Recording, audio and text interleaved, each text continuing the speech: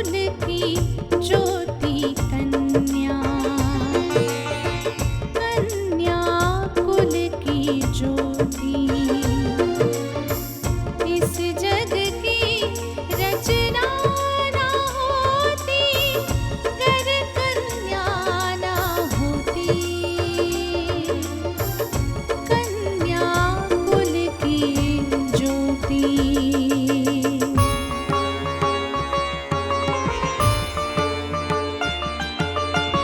माँ बहना कुलवधू सभी में कन्या का ही रूप है, कहीं है धरती कहीं गगन है, कहीं छाँव कहीं धूप है, आज बचा लो कन्या को, माँ की ममता है रोती, कन्या कुल की ज्योति, कुल की ज्योति कन्या।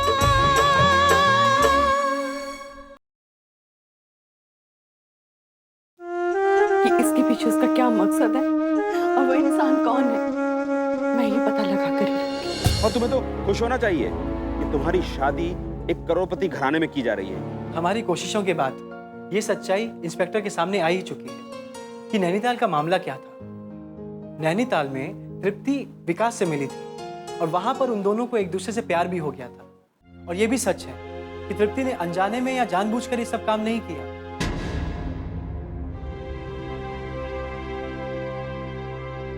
ये सारा काम उससे किसी और ने करवाया। रोहित और निधि ने किसी और के कहने पर विकास से तृप्ति को मिलाया। समझना मुश्किल है प्रतीक कि असल में ये मामला है क्या।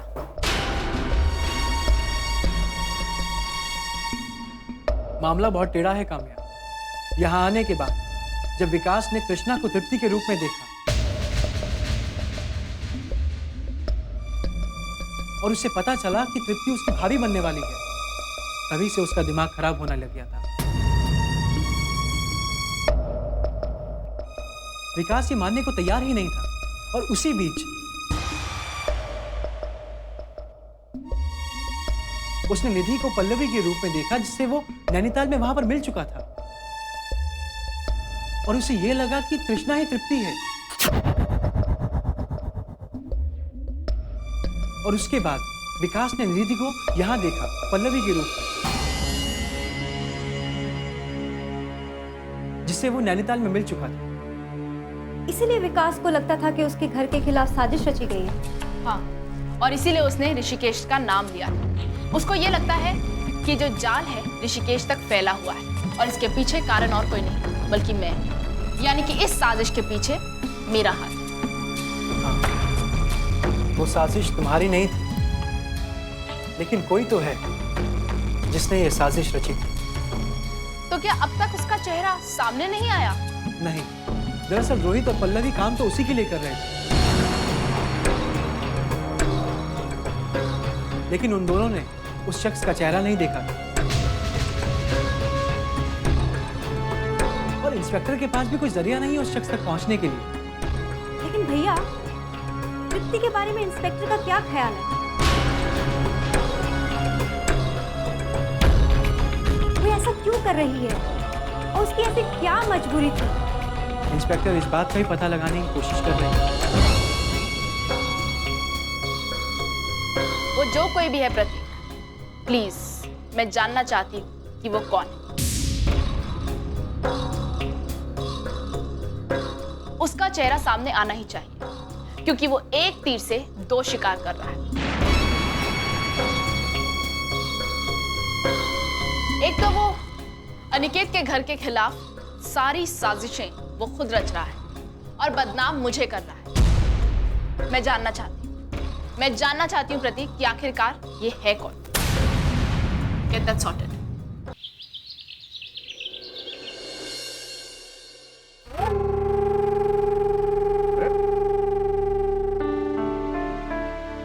तुमने ये दरवाजा दरवाजा क्यों बंद कर दिया? वो ना जी, दरवाजे की भी ना आंखें होती हैं। हाँ। दरवाजे की आंखें होती हैं? दीवारों के कान तो सुने थे। आ गए राम जी की मर्जी है। हाँ बीना जी, मजाक छोड़ो। वो हमने दोनों भाइयों के बीच में लड़ाई झगड़े तो शुरू करवा ही दिए थे, और आपके कहने पर ना मैंने उन लोगों के बीच में ऐसी आग लगा दी है, ऐसी आग लगा दी है ना, समझ में नहीं आता इसमें हमारा क्या फायदा है। फायदा होगा कुमुद, तुमने कहावत सुनी है ना, पहले फूट डालो फिर राज करो, और हमें भी वही करना है। पहले इस घर में फूट डालो और फिर दोनों भाइयों के बीच में दुश्मनी, और हमारा मकसद पूरा। वो तो जी बहुत जल्दी होने वाला है। जितनी जल्दी ये घर टूटे, जितनी जल्दी ये घर बर्बाद हो, उतनी अच्छा है। तभी मेरे दिल को सुकून मिलेगा। वो तो ठीक है जी, लेकिन हमें तो सुकून के अलावा भी तो कुछ चाहिए ना। कुमुद, तुम्हें जो कुछ चाहिए वो सब कुछ मिलेगा। मुझे खुशी तब मिलेगी जब मैं दामोदर को रोते हुए देखूंगा, जैसे मैं रोया था उसके सामने। मैं अपने बच्चे को बचाने के लिए रोया था, और वो कुल की ज्योति कन्या।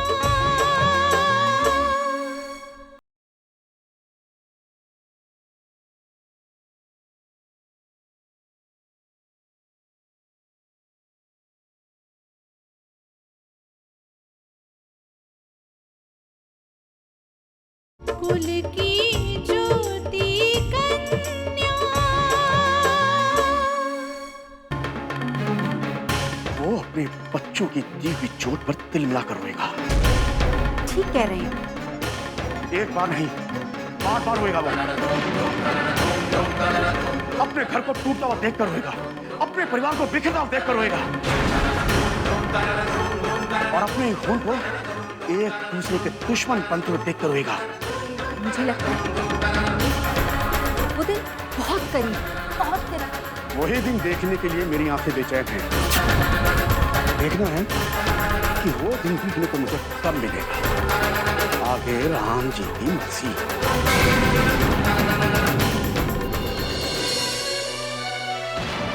आज अपनी आंखों के सामने हम अपनी खुशियों को लुटते हुए देख रहे हैं। आज अपने बिजनेस की तबाही हम अपनी आंखों के सामने देख रहे हैं डैड, और ये सब कुछ सिर्फ आपकी वजह से, सिर्फ आपकी वजह से। तुम्हें दुनिया में लाने के लिए मैंने ये सब कुछ किया, और तुम यहाँ खड़े होकर मुझसे सवाल कर रहे हो। और आज अगर वही दुनिया सवाल पूछेगी तो क्या जवाब दूंगा मैं? क्या पता उस दुनिया को कि आपने ये सब कुछ एक बेटे के लिए किया था या अपनी अय्याशी के लिए? अनिकेत! मैं इसका जिम्मेदार हूँ। मैंने गुनाह किया है, बहुत बड़ा गुनाह किया है मैंने। हाँ, गुनाह किया है डैड, आपने गुनाह किया है। आपका सबसे बड़ा गुनाह यह है कि आपने इतनी बड़ी सच्चाई हम लोगों से छुपा कर रखी कि आप जब अपनी पहली पत्नी को अपने घर से बाहर निकाले थे तो उनके साथ उनकी एक बेटी भी थी। अगर शादियां करने का इतना शौक था, दो पत्नियां रखने का इतना शौक था, तो दोनों को पालने का शौक भी रखा होता डैड। बात करते हैं। क्या हुआ आपको? क्या? अरे संभाल। क्या हुआ आपको?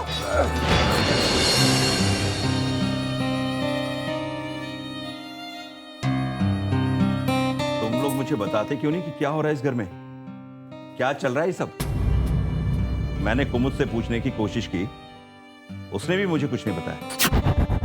अगर मैं बिस्तर से उठ नहीं सकता तो क्या मुझे ये जानने का अधिकार नहीं है कि मेरे घर में चल क्या रहा है, क्या हो रहा है?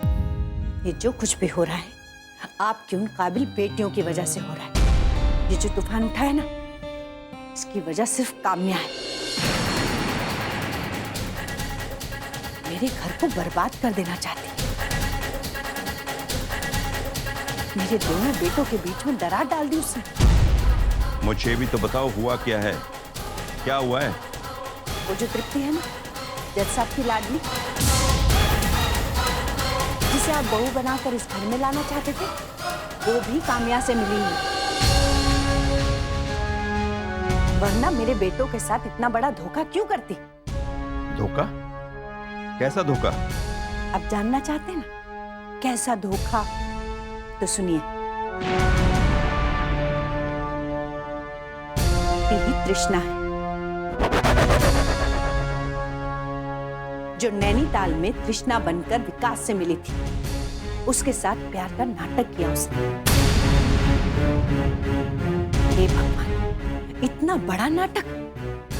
एक तरफ छोटे भाई के साथ में प्यार का नाटक करती रही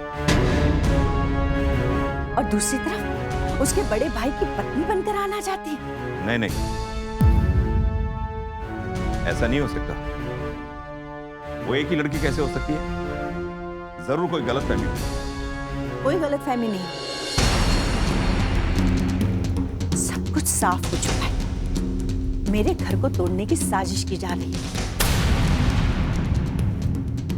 काम्या मेरे घर को तोड़ने की कोशिश कर रही है। ये तुम क्या कह रही हो सुमति? ऐसा कैसे हो सकता है? और वो तृप्ति, वो भी कोई मामूली लड़की नहीं है। रिटायर्ड जस्टिस की बेटी है वो। अरे जिसकी भी बेटी हो, ऐसी लड़कियों का चरित्र समझना कितना मुश्किल है ये मैं देख चुकी हूं। ना किसी बदनामी का डर, ना किसी बात की फिक्र। अरे क्या सोचकर ये सब कुछ कर रही थी वो? आपको तो मालूम है, जब से अनिकेत की शादी तय हुई थी तब से विकास पागलों की तरह घूम रहा था। उसकी वजह यही थी वजह। और क्यों ना कोई पागलों की तरह घूमे। जब उसे ये पता चले कि एक लड़की जो उसके साथ प्यार का दम भरती रही, वही उसके बड़े भाई की पत्नी बनने जा रही है। इस सब के पीछे उस काम्या का हाथ, ये मैं अच्छी तरह से जानती हूँ। और मैं चुप इसलिए हूं कि ये बात अभी तक खुलकर सामने नहीं आई। जिस दिन ये बात खुलकर सबके सामने आ जाएगी, उस दिन मैं बताऊंगी कि मैं क्या कर सकती हूँ। कुल की ज्योति कन्या।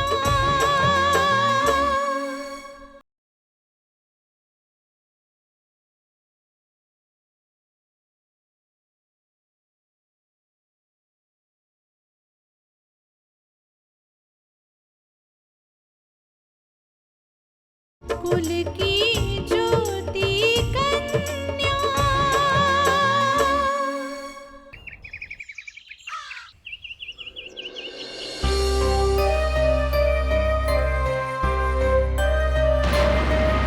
मैं तो अपना फर्ज ना निभा सका, लेकिन तुम अपना फर्ज निभा रही हो। इसे फर्ज कह लीजिए या रिश्ते की कशिश।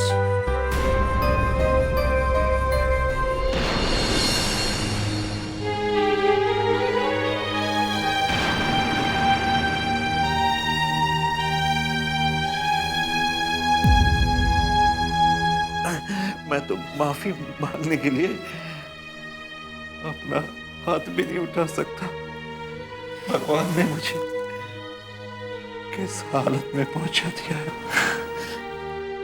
मैंने तो आपसे कुछ भी नहीं कहा ना।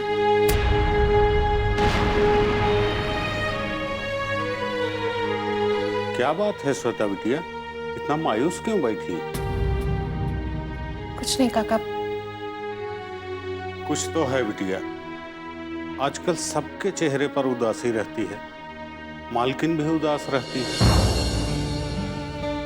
कुछ यादें हैं जो पीछा नहीं छोड़ती।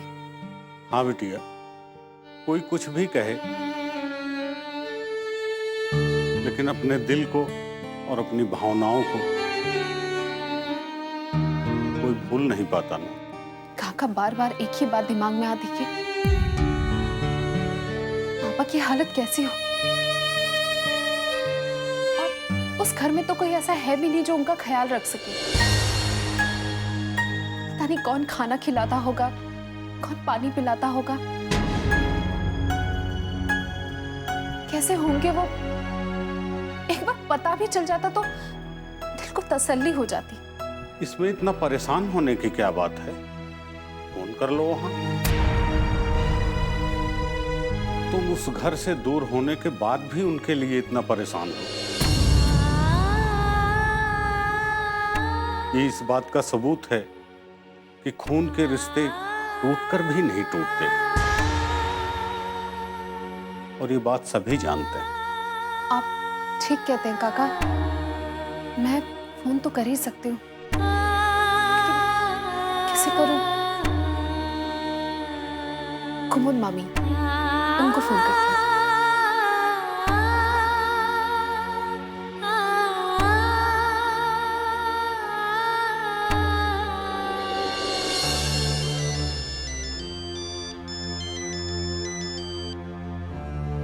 हेलो, मैं श्वेता बोल रही हूँ। बोलो, किस लिए फोन किया? क्या आप मुझे बता सकती हैं कि पापा की तबीयत कैसी है? अब क्यों नहीं बताऊंगी मैं तुम्हें? अब कोई दुश्मनी तो है नहीं ना मेरी तुमसे। वैसे उनकी तबीयत कैसी है ये तो जग जाहिर है। ना बेचारे उठ सकते हैं, ना बैठ सकते हैं, ना बोल सकते हैं, ना चल सकते हैं, ना फिर सकते हैं। मामी, उनका ख्याल कौन रखता है?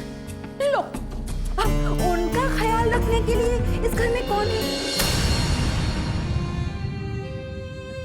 जीजी को तो विकास से, अनिकेत से, घर की जिम्मेदारियों से फुर्सत ही कहाँ है। अब मैं ही उनका दिन रात ध्यान रखती हूँ। समझ रही हो ना तुम? क्या? वो क्या है ना बेटा, बहुत सारे एहसान हैं जीजा जी के हम पर, और उन एहसानों को तो हम नहीं भूल सकते ना।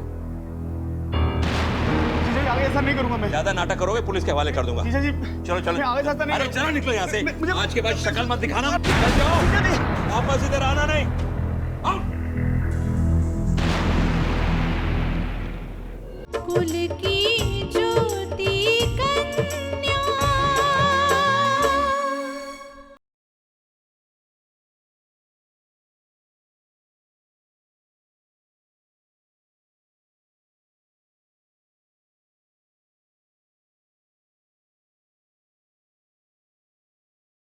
कुल की ज्योति कन्या। मैं आपसे मिलने आया हूँ जीजा जी। आप ही मेरी मदद कर सकते हैं, आप ही मेरी मदद कर सकते हैं जीजा जी। मैं तुम्हारी कोई मदद नहीं कर सकता, और अब इस घर से तुम्हारा कोई रिश्ता नहीं। चले जाओ यहाँ से। जीजा जी, जीजा जी, जीजा जी, मेरे बेटे की जान खतरे में है, उसे बचा लीजिए जीजा जी, मेरे बेटे की जान खतरे में है। उनके एहसानों का बदला तो हमें चुकाना ही है ना बेटा। अब इसीलिए मैं उनको अपने हाथ से खिलाती हूँ, अपने हाथों से पिलाती हूँ, उनकी सेवा करती हूँ दिन रात। समझ रही हो ना तुम? मैं समझ रही हूँ मामी। अब कहूँ तो क्या कहूँ बेटा, जब से जीजा जी की हालत हुई है ना, पूरे के पूरे घर वाले जैसे उनके दुश्मन बन गए। वो विकास और अनिकेत दोनों उनकी कोई परवाह नहीं करते। अब खैर तुम ये सब जानकर क्या करोगे? और हाँ, कभी बात खुलती है ना तो ये मत बता देना ये सब कुछ मैंने तुम्हें बताया, वरना मेरा तो इस घर से दाना पानी उठा ही समझो। घबराइए मत मामी, मैं ये बात किसी से नहीं कहूँ, लेकिन आपकी बात सुनकर दुख तो हो ही रहा है। अब विकास और अनिकेत बेटा तो दोनों उनके जैसे दुश्मन ही हो गए हैं। जिस बाप ने इतना कुछ किया ना अपने बेटों के लिए,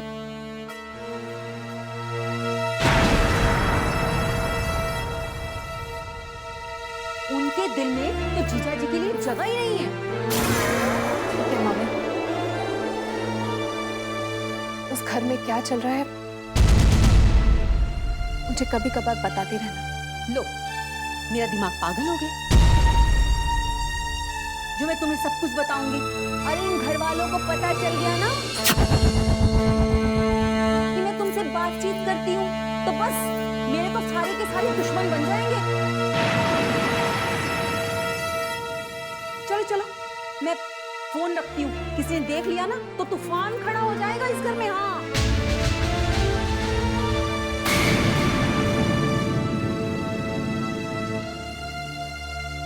तुमने क्या कहा बिटिया?